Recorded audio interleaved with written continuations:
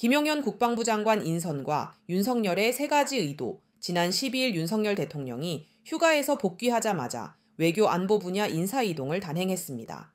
이에 따라 김용현 경호처장이 국방부 장관으로, 신원식 국방부 장관이 국가안보실장으로, 장호진 국가안보실장이 신설된 외교안보 특보로 옮겨갑니다. 이 가운데 특히 김용현 경호처장의 국방부 장관 인선에 관심이 모입니다. 대체 윤 대통령은 무슨 의도일까요? 계엄 준비.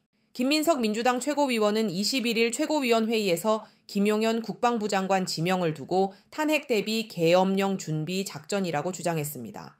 김 최고위원은 차지철 스타일의 야당 입틀막 국방부 장관으로의 갑작스러운 교체와 대통령의 뜬금없는 반국가 세력 발언으로 이어지는 최근 정권 흐름의 핵심은 국지전과 북풍 조성을 염두에 둔 계엄령 준비 작전이라는 것이 저의 근거 있는 확신이라며 집권 경험이 있는 수권 정당 민주당의 정보력을 무시하지 마라라고 경고했습니다.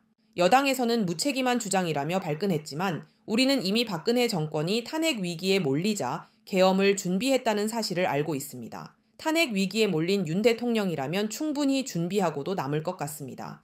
박선원 민주당 의원도 지난 7월 28일 새벽 국회에서 무제한 토론 필리버스터를 하는 중에 계엄에 관한 이야기를 했습니다.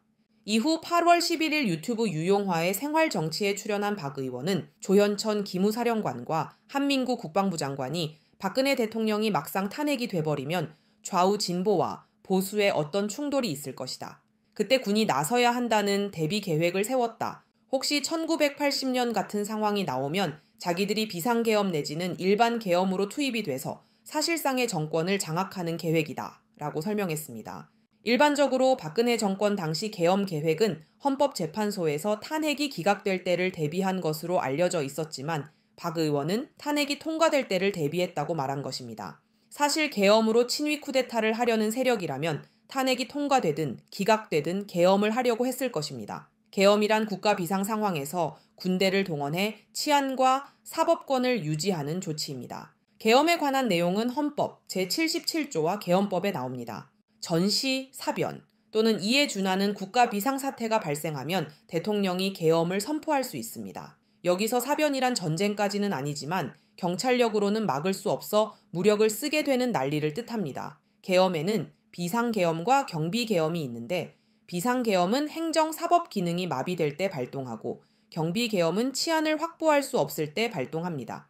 비상계엄을 선포하면 영장제도, 언론 출판 집회 결사의 자유, 정부나 법원의 권한에 관하여 특별한 조치를 할 수 있습니다. 계엄에서 국방부 장관의 역할이 중요합니다. 첫째, 국방부 장관과 행정안전부 장관은 국무총리를 거쳐 대통령에게 계엄 선포를 건의할 수 있습니다. 독재 정권을 연장하고 국민을 진압하기 위해 계엄을 건의했다가 실패하면 역사의 심판을 받게 될 것입니다. 그래서 아무나 쉽게 계엄을 건의하지 못합니다. 그런데 국방부 장관 후보자 김용현은 충암고 출신으로 윤 대통령 1년 선배, 행안부 장관 이상민은 충암고 4년 후배입니다. 둘 다 윤 대통령에게 절대 충성하는 자들로 유명합니다. 이들이라면 계엄을 건의할 수 있을 것 같습니다. 이들이 건의해서 계엄을 실시하는 게 윤 대통령 처지에서 부담을 줄일 수 있습니다. 둘째, 국방부 장관이 추천한 사람들을 계엄사령관, 부사령관으로 임명합니다. 원래 계엄사령관은 합참의장이 하게 되어 있습니다. 그러나 박근혜 정권 시기 기무사가 작성한 계엄령 문건을 보면 합참의장을 배제하고 장중유 육군참모총장을 계엄사령관으로 지목했습니다. 아마도 장 총장이 박근혜에게 가장 충성할 인물로 보였나 봅니다. 이런 식으로 윤 대통령을 지키기 위한 친위 쿠데타이니만큼 계엄사령관은 철저히 윤 대통령의 뜻에 따를 인물로 골라서 임명할 것입니다. 셋째, 국방부 장관이 계엄사령관을 지휘, 감독합니다. 전국에 계엄을 선포하면 대통령이 직접 지휘, 감독하지만 서울이나 수도권 등 일부 지역에만 계엄을 선포하면 국방부 장관이 계엄사령관 지휘, 감독을 맡게 됩니다. 이처럼 계엄에서 국방부 장관의 역할이 중요하기 때문에 윤 대통령이 가장 믿을 만한 사람으로 김용현을 고른 것으로 보입니다. 5.16 쿠데타를 일으킨 박정희는 자기도 쿠데타로 쫓겨날까봐 1968년 육군 방첩부대를 보안사령부로 개편하고 쿠데타 방지 임무를 주었습니다. 군인들의 동향을 파악해 쿠데타 움직임을 사전에 적발하겠다는 것이었지요. 물론 군대 내 정보를 틀어준 전두환 보안사령관이 쿠데타를 자행하기도 했습니다. 아무튼 보안사의 후신인 기무 사령부, 국군방첩사령부도 군대 내 쿠데타 움직임을 적발하는 게 기본 임무 중 하나입니다. 그런데 현 방첩사령관인 여인형 중장은 충암고 출신으로 윤 대통령 9년 후배입니다. 김용현 국방부 장관 후보자의 10년 후배이기도 합니다. 쿠데타 방지는커녕 죽이 잘 맞을 것만 같습니다. 계엄을 실시하려면 촛불 집회만으로는 안 되고 좀 더 그럴듯한 명분도 필요합니다. 박근혜 탄핵 촛불 당시인 2017년 3월 12일 자유한국당 신모연 강동구 의회 구의원은 박근혜 지지자들이 모인 단체 카톡방에서 화염병을 경찰에 던져 계엄령을 선포할 명분을 만들었어야 하는데 이미 시기를 놓쳐버렸다라는 글을 남긴 적이 있습니다. 구의원이 이런 생각을 할 정도면 계엄을 추진하는 세력의 누구라도 비슷한 생각을 할 수 있을 것입니다. 윤석열 탄핵 촛불 집회장에 잠입한 요원이 경찰에 과도한 폭력을 행사하는 식으로 탄압을 유도할 수도 있습니다. 만약 정말 이들이 계엄을 선포한다면 어떤 일들이 벌어질지는 박근혜 계엄령 문건에 나오는 내용을 보면 알 수 있습니다. 먼저 국회가 계엄 해제를 요구할 수 없도록 막을 것입니다. 헌법 제77조에 따라 대통령은 계엄 선포 직후 국회에 이를 통고해야 하며 국회가 재적 의원 과반수 찬성으로 계엄 해제를 요구하면 계엄을 해제해야 합니다. 지금 국회 구성을 보면 계엄을 선포하면 곧바로 국회가 계엄 해제를 의결할 것입니다. 이를 막을 방법은 계엄 선포와 동시에 군대를 투입해 야당 국회의원을 체포, 감금하는 것밖에 없습니다. 계엄법에 따르면 국회의원은 현행범인 경우를 제외하고 체포, 구금할 수 없다고 되어 있습니다. 따라서 윤 대통령은 야당 국회의원들을 반국가 세력으로 규정하고 현행범으로 체포할 것입니다. 최근 윤 대통령이 8.15 경축사에서 가짜 뉴스에 기반한 허위 선동을 하는 사람을 반자유 세력, 반통일 세력, 검은 세력이라고 주장하며 자기를 반대하거나 비판하는 세력을 때려잡을 것처럼 공포 분위기를 조성했습니다. 계엄 선포 후 야당 국회의원을 체포할 명분을 쌓고 있는 것일 수 있습니다. 박근혜 계엄령 문건에는 반정부 정치활동 금지 포고령, 고정간첩 등 반국가 행위자 색출 지시 등을 발령하여 야당 의원들을 집중적으로 검거하는 내용이 나옵니다. 다음으로 언론을 통제하고 검열할 것입니다. 박근혜 계엄령 문건에는 모든 언론을 사전 검열하는 검열단을 구성하고 각 지자체 공보실에 검열소를 설치하는 내용이 나옵니다. 또 검열 조치에 계속 걸리거나 반발하면 방송통신위원회가 방송 정지나 등록 취소를 하고 신문도 폐간시킵니다. 심지어 모든 방송사를 KBS로 통폐합하는 구상도 있었습니다. 인터넷 포털 사이트, SNS도 접속을 차단합니다. 또한 군사력을 동원해 윤 대통령 반대 집회를 진압할 것입니다. 박근혜 계엄령 문건에는 촛불 집회 진압을 위해 서울에만 육군 20기계화보병사단, 30기계화보병사단, 육군 1공수 특전여단을 투입하기로 되어 있었습니다. 공수부대와 탱크, 장갑차를 투입해 대학살을 벌일 계획을 세웠던 것입니다. 이 밖에도 대규모 조작 사건을 일으켜 윤 대통령을 반대하는 정당, 단체, 인사들을 탄압할 것입니다. 야당, 민주진보개혁 단체들 안에 간첩단이 잠입했다는 식으로 터뜨리면 계엄의 명분으로도 손색이 없습니다. 1980년 5월 17일 쿠데타를 일으킨 전두환 일당은 북한의 사주를 받아 내란을 준비했다는 명목으로 김대중 전 대통령을 비롯한 민주화 운동가, 학생 운동가들을 대거 체포했습니다. 전두환 일당은 이들을 2달 동안 고문해서 내란 음모로 기소했고 재판부는 물증도 없이 유죄 판결을 내렸습니다. 지금 쿠데타를 준비하는 이들은 이런 일을 또 하고 싶을 것입니다. 계엄을 계속 유지할 수는 없으니 자신을 반대하는 세력을 모두 제거하고 나면 계엄을 풀 준비를 할 것입니다. 계엄을 풀기 전에 먼저 총선을 다시 해서 국힘당이 3분의 2 이상을 차지하도록 국회 구성을 바꾸려 할 것입니다. 공포 분위기를 조성하고 관제 언론을 이용한 여론몰이와 대대적인 부정선거를 자행할 것입니다. 나아가 헌법을 고쳐서 제2의 유신독재를 하려고 할 수도 있습니다. 윤 대통령은 대통령에게 무제한의 권력을 주던 유신헌법이 무척 부러울 것입니다. 그런데 이런 것들은 사실 망상에 가깝습니다. 과거 군부독재자들이 계엄을 선포하고 친위 쿠데타를 하던 때와 지금은 상황이 전혀 다릅니다.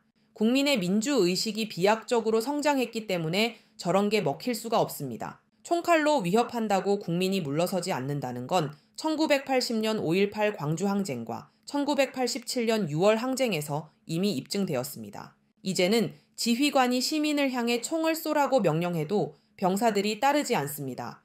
간첩단 사건으로 야당과 시민사회단체를 탄압하려는 시도 역시 통하지 않습니다.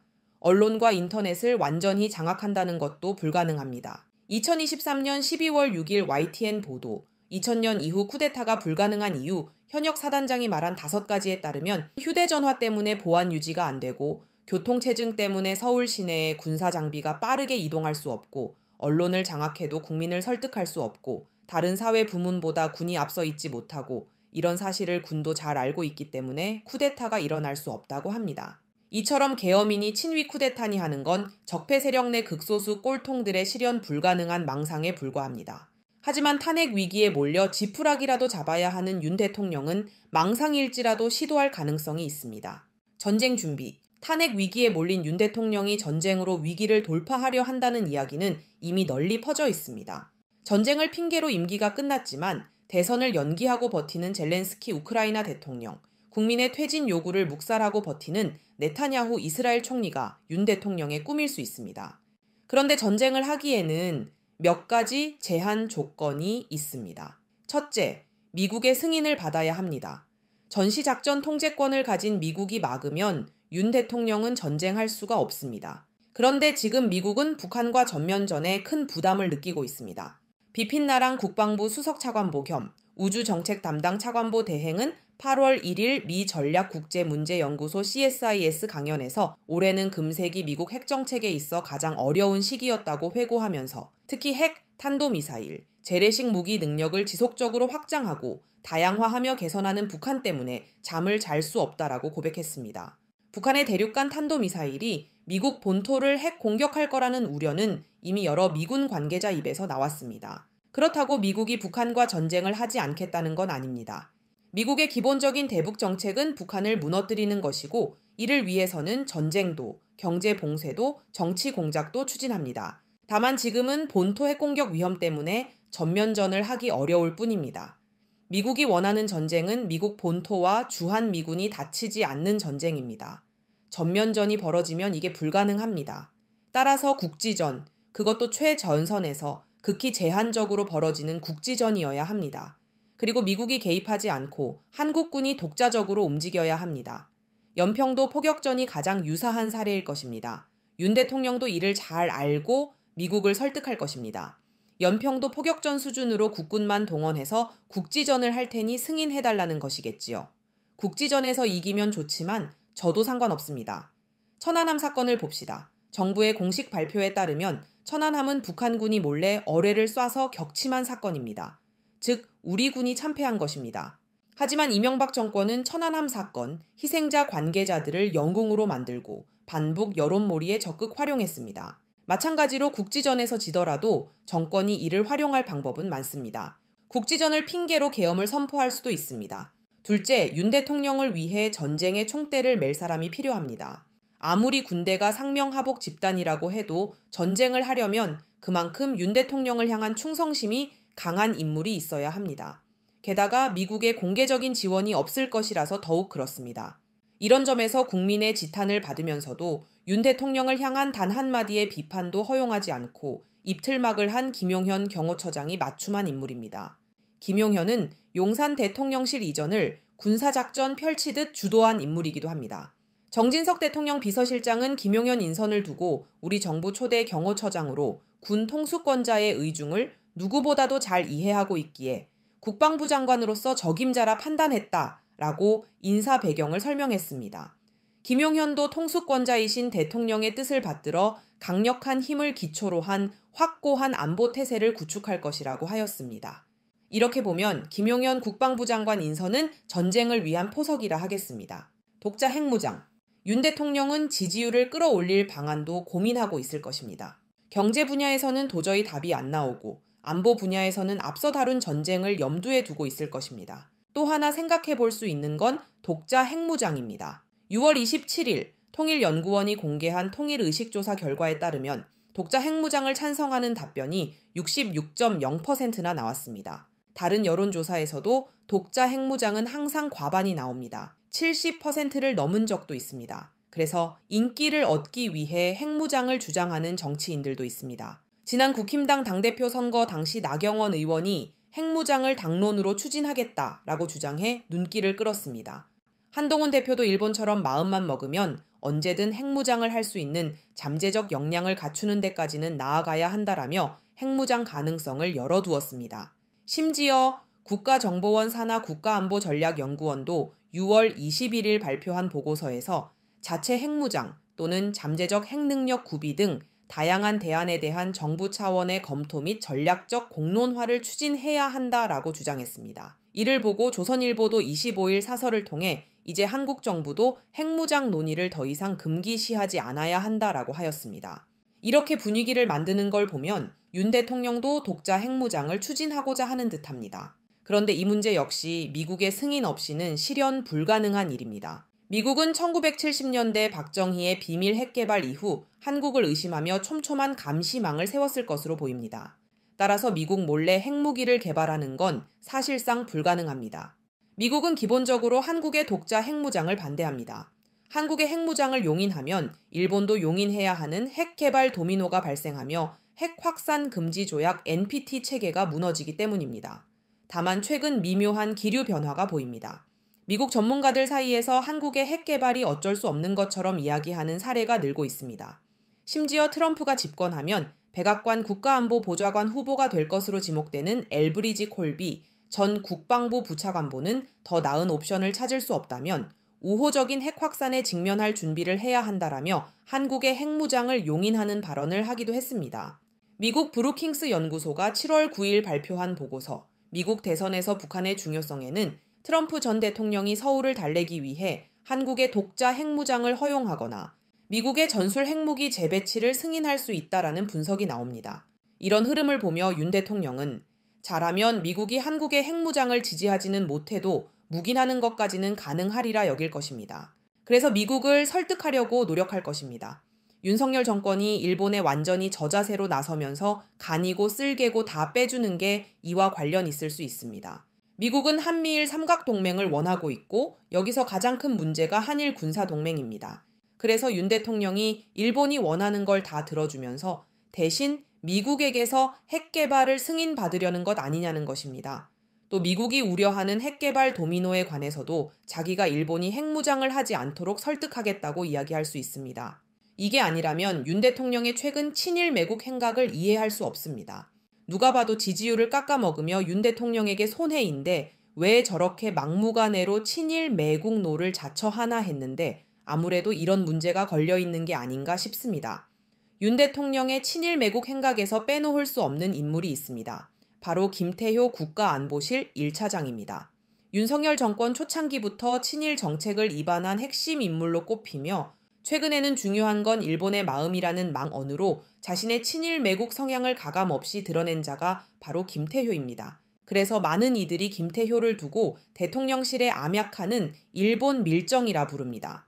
실제로 신원식 국가안보실장, 김용현 국방부 장관 후보보다 윤석열 정권 내내 국가안보실 1차장 자리를 지키고 있는 김태효가 외교안보 실세로 보입니다.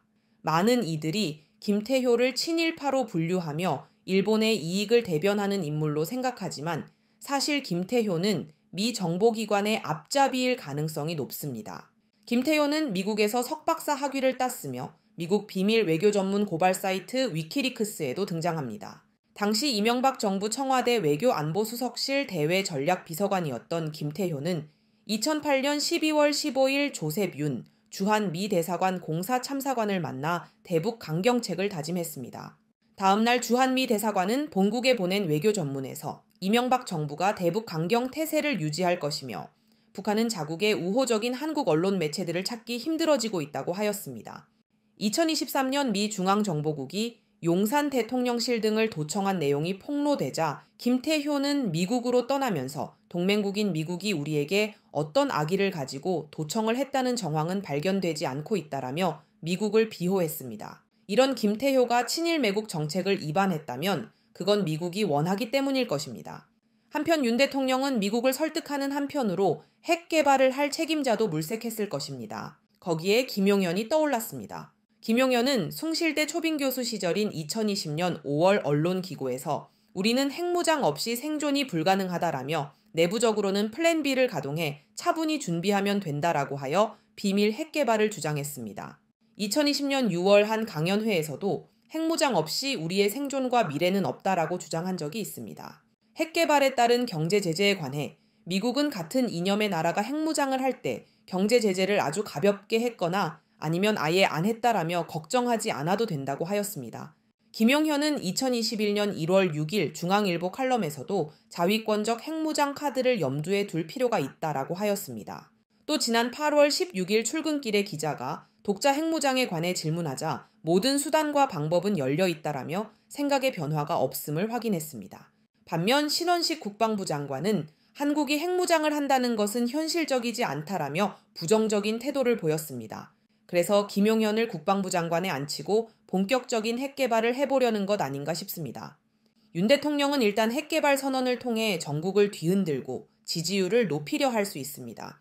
서균열 서울대 원자핵공학과 명예교수는 2023년 4월 30일 중앙일보 대담에서 한국은 이미 상당한 수준의 핵물질 추출 기술과 레이저 농축 기술, 핵 개발을 위한 기폭, 유도장치 기술을 보유하고 있다라며 기술적으로 6개월 안에 20킬로톤급 시제품을 만들 수 있다라고 주장했습니다.